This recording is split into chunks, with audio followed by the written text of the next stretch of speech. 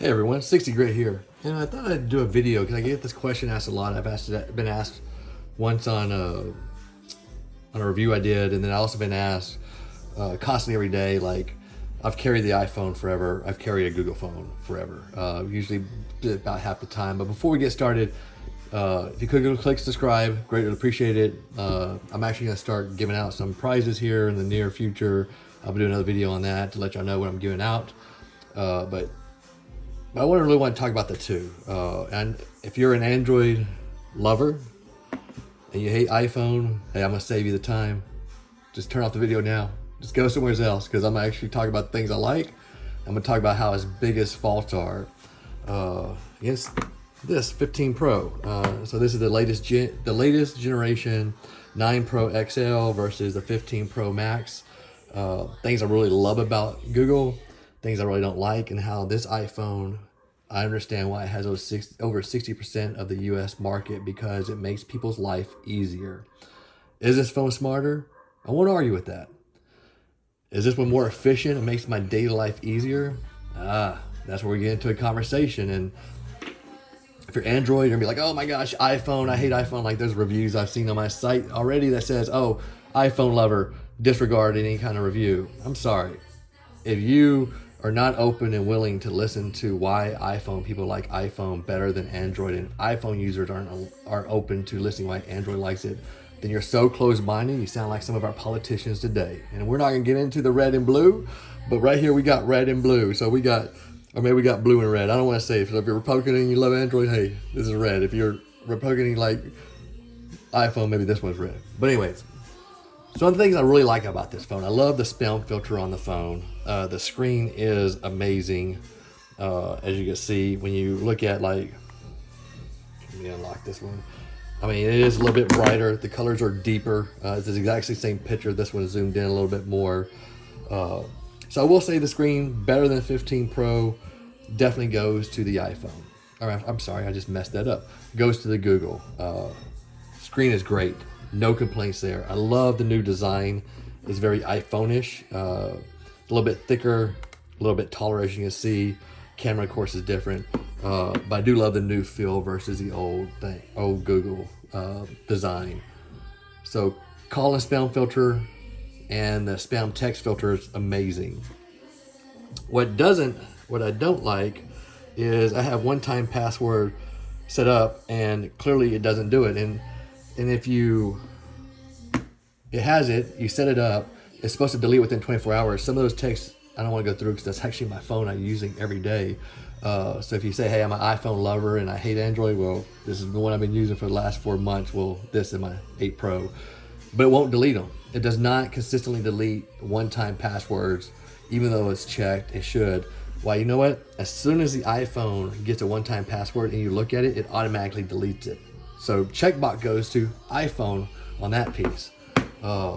Google Rewards, it's amazing on an actual Android device. If you don't use it, I highly suggest you download it. Google Rewards is, if you're searching on Chrome, if you're going into certain stores, it will ask you for feedback. Based off your feedback, you can get anywhere from 5 cents up to $1 is the most I've ever got. But on average, I probably get anywhere from $8 to $10-ish a month free, and that goes in Play Store credit. On the iPhone, you actually don't get as many options as you do the Google Rewards on an actual Android. So if you're trying to get rewards, checkbox goes to Android. Photo editing with the magic erase, deleting people, resizing objects, definitely amazing on the Google. I also will say this, the camera, I've been to many concerts, you might have heard me talk about it. If I'm so many rows back, iPhone came and take the picture without being so fuzzy or so pixelated. And if you know what pixelate means, it just means where you really can't see you see the picture, but it's just pixelated, so it's very distorted looking, especially if you zoom in. Google does not have that problem. So again, checkbox going to my boy over here, Google. Oh, it sounds like the Google's winning, but wait, we're not even to the negative things yet. And I love the audio emojis. Like, if you haven't played with those at all, it's just fun. And I get it, I'm older. Maybe I shouldn't be doing it, but it's hilarious when you call somebody, you have something that says audio emojis, you click on it and you can do stupid stuff like like crap sounds. And I know, it makes me laugh. And I love when I'm talking to family do it. When I'm on a business call, maybe not so much. I love the screen call option on this phone. So if somebody calls you and you already have and they get through the spam filter and you're not sure who it is, or you just want to mess with your friends, there's a button you click, screen call. They'll say, hey, this is Google. I'm screening X calls. At this point, I'm like, hey, I'm screening 60 X calls. Doing that. So all these features are pretty cool. What I do not like from this phone, and this is where it becomes almost a deal breaker for me, and I've carried an Android phone for the last 4 months, and I really, really want to love it. I do. So if you want to say that I'm an iPhone fanboy, I think that's what lots of the terminology is. You're completely wrong. Like, there's a problem with Apple having 60% of the market, and there's a problem with pricing, competitiveness. I am happy they're being sued by, I believe it's 15 states right now for monopolizing their phones and technology. So I'm thrilled. So if you think I'm a fanboy, and I'm so thrilled that Apple's getting sued, because it's about time. There are some things where they have to start working with Android better. Clearly you're wrong. But you can say whatever you want in the comments. You call me a fanboy, say I'm a hater, say that, you know what, I have an iPhone next to an Android, so therefore you don't accept my reviews. But here's the thing. If you don't use both, and truly understand the positives and negatives between both, you can't really have a true opinion. Now you're just somebody that doesn't even talk properly because you think this is the best. If you think this is the best, you're completely wrong. Let me get that out too. What I dislike, I don't like Gemini. I don't see value in it yet. It annoys me I can't change the voice, and I know that's something small. I like Google Assistant, so Gemini is not even something I care about. And I already talked about the one-time password delete. Does not work properly. Like I said, over half the time it never actually functions on this. And then I'm going to show you something and this is some things that really irritate me. Here we go. We're in YouTube Music. Here is my music that's downloaded on the device. And I understand I can download different players. But again, this phone is so smart. This is a basic function app. Why do I have to download another app if this phone is supposed to be so smart and changing the world, as Google basically states, and they tout their software? Look at this. Like, look how long it takes for this song to play. And this is stored on my actual hard drive. It's ridiculous. Like, so if you store a lot of music on your actual phone and you're not streaming, it's gonna take the same thing. Here you go. I can switch. I know some of y'all are gonna laugh about my music choices. Like, why do I go here, the come high, the little bitty? Now I played 4 songs. Now it's finally playing the one that's stored on my thing. Now if I click next, look at that. It's searching again. These are all stored on my actual phone. So it does not work properly at all. It just doesn't. And that's irritating. The other thing that really irritates me about this phone is, let me get over here, is in photos. Like, a photo app should be basic. I should not have to download another photo app. Oh look, now it wants to play. Let's go. Whoops. Get rid of that now because we already talked about it. Photo apps. Where is my photos? Photos. Okay, so this is a stock photo app. Go to collections. Go to on device. As you can see, I gotta be careful what I show because these are actually my photos. I cannot organize my photos by alphabetizing. I can only alphabetize my photo album if I sync them all up to Google's cloud, then dump albums in there. I can do that. But if I go to Apple, and these are on my system, I of course transfer these from my Mac, same thing from this. I can alphabetize everything. I can edit them. I can change it, but I can change the order, but I can alphabetize it. Why, if this phone is so smart, can I not alphabetize my only album? And if you think this is a problem, if you just say, hey, this is not a problem, why don't you Google, can I alphabetize my saved albums on a Google Pixel? And you're gonna see, for years, people have been complaining about that. So those checkboxes go back to Apple. And then you got the simple things like, there's a reason why business owners and business people carry an iPhone, because it just kind of works. It's very clean. The organization of it is better. It's easy. Like if you have any kind of Exchange server, I can actually use my Apple Mail to get all my stuff for my work. Most companies don't allow you to use Gmail. Then you have to download Outlook, and I do not like Outlook. I hate Outlook with a passion. So again, that would go back to an iPhone. This phone, I talk about app differences a lot. Apps on an iPhone is so much more refined. Now, if you think about it, I get it. I create an app, and then basically, I only have to create an app for this one type of structure, this one phone. Android you got Samsung, you got HTC, you got Motorola. You have a lot of people that makes the phone, so it's harder to make an app because not one app that's going to be for a Motorola phone may work differently on a different type of phone based on all those features. And so I get it. It's more of a struggle for an app manufacturer to make something for an Android. And if you understand about technology, you kind of get what I'm saying. And you understand. But in the same sense too, like I constantly have to keep, after maybe a couple of weeks, maybe a month, I have to go back and enter my password. Even though I have bio unlock, I have to go back, re-enable it majority of the time on certain apps on my Android phone. I never have to on my iPhone. So again, it's easy. It's what works without me thinking about it. Casting, like if you do any kind of audio casting on an iPhone, if you have Sonos, you have the Apple speakers, you can easily cast anything you want. If you're playing anything from Apple Music, whether you pay for a subscription or it's on your device, I can easily cast it. I can cast it to my MacBook. I can cast it to my Apple TV.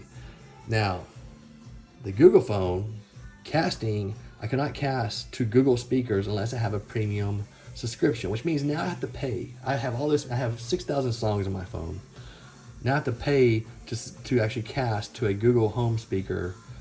Doesn't make sense to me. Like, why? Why do I have to pay subscription to cast? Now, there are other apps you can download to get around this. But again, this phone is smart. It should make my life easier.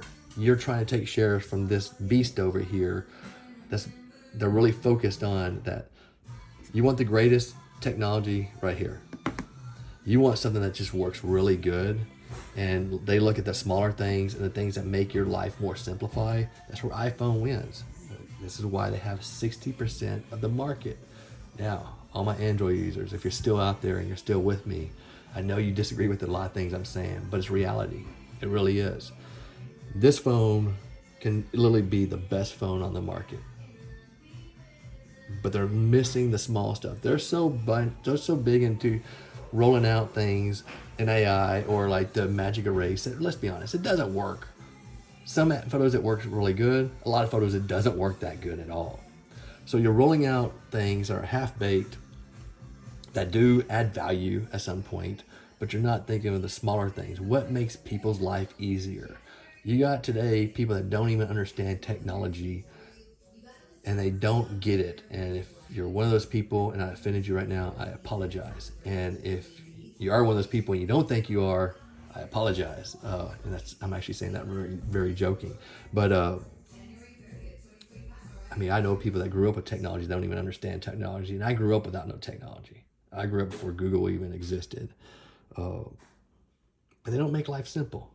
And that's where Google's downfall is. They need to make life a lot more simplified for people to help out their life. So that's my 2 cents on it. I'll do more videos later on. I got another video that somebody used an iPhone since the first generation. They actually used the Google Pixel. I'm going to do an interview with them, and we're going to talk about what they like, did not like. And again, I don't care which phone you pick. You want to pick this one? Knock yourself out. You want the iPhone? You think that's the best phone? Pick that one.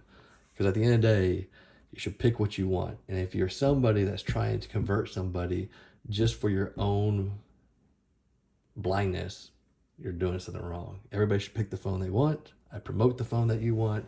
I will talk about the differences. I will tell you what I like and what I don't like.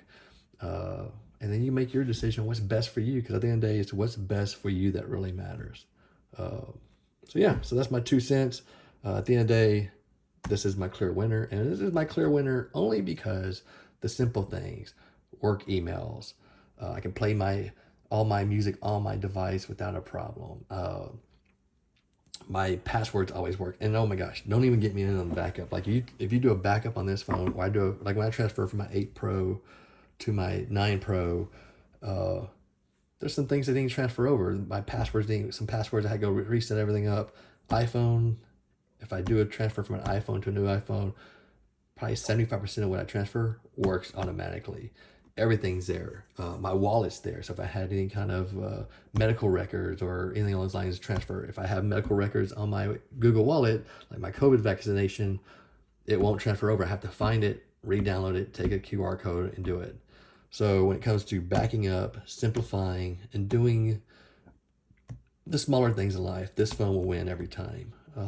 So if you're a business person and you're looking between the two, this simplifies your life a lot. It really does. And that's why you'll see more businesses supporting Apple products than ever in the past, because it makes people's life easy. But this phone is very nice. I do like it.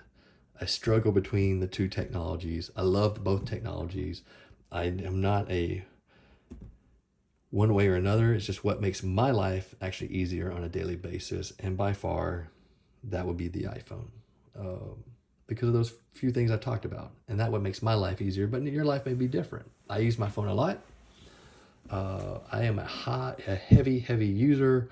I probably don't last till 4 or 5 p.m. without charging either one of my devices, how much I use my phone. I'm constantly on it for work, for other things, for searching. I use it a lot, and this is supposed to be something that helps me through my journey. So let me know what you think. And again, if you're an iPhone and you think I said that you're the best, I need to say that. And if you're Android and you think that I'm a iPhone fanboy and now you want to disregard my review, hey, whatever you want to makes you sleep better at night. But in reality, again, I like both technologies. I really want Google to succeed, but they got to. Do you know that there's actually, I'll say this last thing. Do you know there's like almost a 25% people that buy a Google product, 25% of those people will actually switch to a different brand. Now, don't say they're going to switch to iPhone. They can switch to Samsung, somebody else. But they have a high, after somebody has their phone, they have a high, I guess, people leaving. So their retention rate's not great on this. Why iPhones is not 25%. And I get it. You get locked in the system. They do things on why. But I really want this product to succeed. Of all the Androids, I like the Pixel products. I love Google's products. I have Google everything in my house. So if you think I don't like Google, I have Google thermostats. I have Google cameras. I sync everything in Google Home. Even on my iPhone, I actually use Google Home. So again, it's what makes life easier. You got two devices here. You got the Android side. You got the iPhone side. What makes your life more simplified. And hey, leave any of your comments. If you're iPhone, leave a comment. If the hater's going to say, you're iPhone, I'm not going to listen to you, let haters hate. And Android, you're great too. So, leave your comments, your experiences. If you've moved from an iPhone to an Android, let's hear about the experiences. If you moved from Android to iPhone, let's hear about your experiences and what you think. Because, people want to know how the transitions are for things. And it's important. So again, 60 grit here. If you could like, subscribe. If you stayed with me this long, I don't know. Maybe you fell asleep. Maybe you hate me. I don't know. But anyways, I love everybody. Have a great day.